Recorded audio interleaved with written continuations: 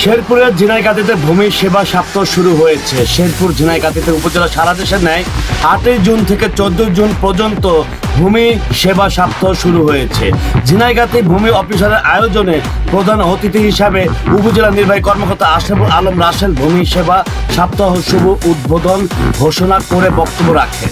সহকারী কমিশনার ভূমি অন্দিতা রানী ভৌমিক এর সভাপতিত্বে বক্তব্য রাখেন উপজেলা কৃষি অফিসার হুমায়ুন দিলদার, প্রাণী সম্পদ কর্মকর্তা ডাক্তার ফয়েজুর রাজ্জাক আকন্দ, বীর মুক্তিযোদ্ধা সাবেক কমান্ডার এম সুরুজ জামান আকন্দ, শিক্ষক রুস্তম আলী দলিল লেখক, সভাপতি আনোয়ার হোসেন মন্টু, জাহিদুল হক মনির প্রমুখ।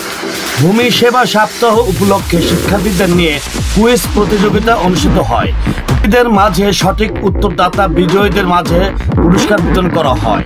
প্রধান অতিথি উপজেলা নির্বাহী কর্মকর্তা আশরাফুল আলম রাসেল বলেন, ভূমি সেবা গ্রহীতাদের আধুনিক প্রযুক্তি সেবা প্রদান করা হচ্ছে। স্মার্ট বাংলাদেশ গড়ার লক্ষ্যে নির্বিঘ্নে সেবা প্রদানে ভূমি অফিসারের সংস্থায় নামজারি, লিস্ট প্রদান, খাস জমি বন্দোবস্ত সহ যাবতীয় কাজে সেবা দিয়ে আসছে।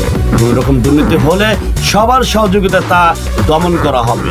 পরে সরকারের সার্বজনীন পেনশন স্কিম বাস্তবায়নের জন্য সচেতনতা করার লক্ষ্যে আলোচনা করেন সহকারী কমিশনার ভূমি অন্দিতা রানী ভৌমিক। শেরপুর ঝিনাইগাতী থেকে গোলাম রব্বানী টিটু, স্বাধীন বাংলা নিউজ। অনলাইনে সরকারি পর্চা ও মুদ্রামের জন্য আবেদন করতে পারছেন। চিন্তা করি একটি রাষ্ট্র গঠন করতে গেলে কিন্তু